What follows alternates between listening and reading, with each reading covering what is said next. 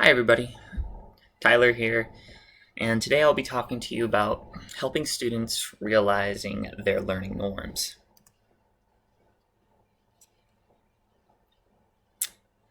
The first one I want to talk about is relationships. Now, building and maintaining relationships when you're a teacher is so vital. I try to have a relationship with every single student that I teach, so they can have that comfortable face that they see every single day and feel comfortable when they're with me. And building relationships helps create a positive and safe learning environment. I am a elementary PE teacher teaching second, third, fourth, and fifth grade students.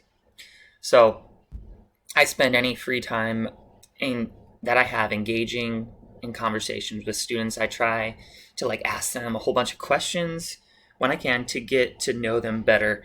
And I find things that they like maybe they like a certain sport or a certain video game that I'm familiar with. I have that common ground with them, and I can always revisit that, and then we have something to connect upon. Another thing that I do to try to build good relationships is to give the kids cool nicknames that they enjoy, and that really creates a cool bond that you wouldn't really think of doing. So I feel students kind of look at me as a role model, and it is my job to get to know them so that they can emulate some of my values and good character traits, and that they can grow. And here's a quote that I enjoyed: "When we seek to understand, we show our students that we care." Relationships are very important. Another norm that I wanted to talk about was relevance. Is what I'm teaching relevant to the students in their lives? And I need to explain that to them every single day. And we do a lot of fitness-based activities, especially with COVID going on. We can't use any equipment or anything. So I tell them constantly, we stretch because our muscles are growing, because we are working out our muscles every single day. We work out our muscles so we can stay healthy. We need to stay healthy because we need to keep our immune system strong. And our immune system is only going to stay healthy if we eat healthy foods and maintain a healthy lifestyle. So those are tidbits and things that I push in there to help them understand. And it's like adding a piece of the puzzle to their minds every single day. And keeping my lessons and activities relevant only help the smoothness of my teaching in the long run. And then the students will enjoy it more because they understand time. So all students, some of them feel rushed when they're doing work because, like myself, I need a lot of time to work on activity. I have 30 minutes with each of my students every day.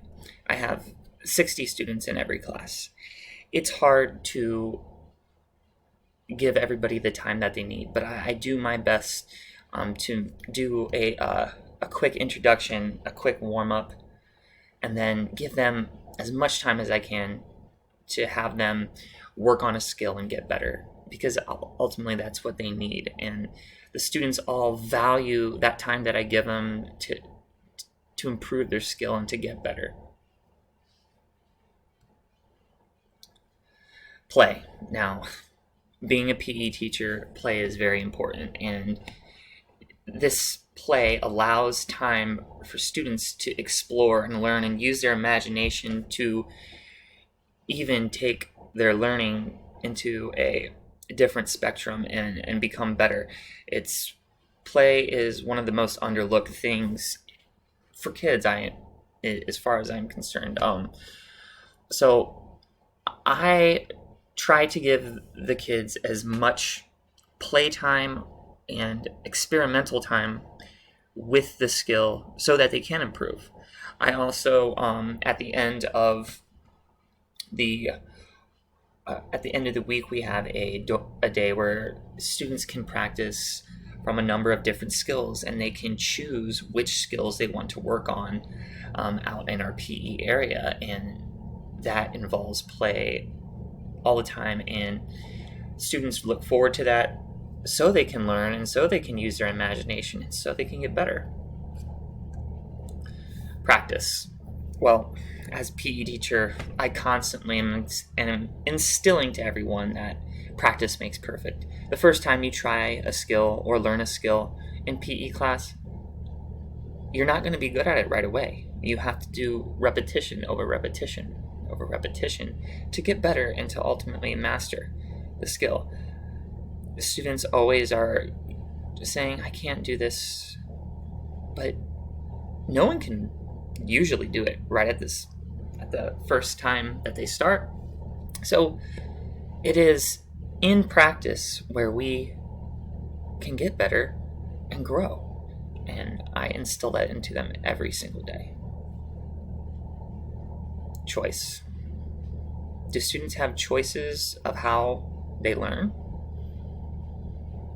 It's really hard to offer choices given the setting that I'm in, but I do. I offer as many choices as I can towards activities. Whenever we're in structure, it's kind of hard to offer those choices, but I do like class votes. I get them like 3 options of an activity, and I pick the majority to win, and then we would do that activity. So that's kind of how I try to bring choice into my students' days. Authenticity. Now, authenticity just means giving 100% to your students all the time, I feel. In every single activity you do, every single thing that you are selling to them, you need to be authentic, because if you're not being authentic, they will see that it is not, your heart's not into it, and they won't take it seriously. So if you're not authentic, the kids are not going to learn or even be interested in what you're showing them. Now, you also need to be authentic not only when you're doing your job, but at all times in life. 100% all the time. Give it your all. That's the best version of yourself, and that's just the way the students want to learn. They want to learn from someone who is confident and caring and wants to teach them and help them get better. Challenge. Am I challenging my students as much as I can each and every day? So my lessons challenge students, and they help keep them wanting more. Nothing excites me more than when I see a student achieve like a difficult task, like a really difficult jump rope if they're doing like a crisscross or something. And when they get that, when they achieve something that is so challenging, it just makes me so happy, because they've worked so hard. And then all students need to be challenged. If students are not challenged, they will become disinterested in what we're doing as a class. Always challenge students each and every day. Applications. So I give students the opportunities to apply what they're learning into game settings. So with that being said, like I take a skill, just say, just like kicking a kickball. So we all practice kicking a kickball, 1 by 1 by 1 by 1 by 1. Then you would apply that to a game, and that's something that I do every day. Whether that be jumping on 1 foot, then I would apply that to a game. Or hopscotch, apply it to a game. I teach my students how they will apply what we have learned into real life each and every lesson and each and every day. The standard correlation. This assignment correlated with the standard well, and it showed me as a future leader how to help students better understand not only what is expected from them, but why we learn what we learn. This assignment was relevant to me because I am now just going back to the brick and mortar after being online with students for the past 2 months.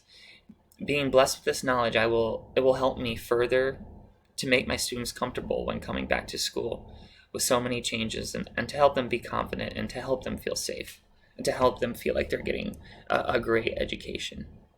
In reflection, this assignment has shown me that I need to help students think outside the box and see the bigger picture of their education in life and how important their education is to their overall growth and well-being.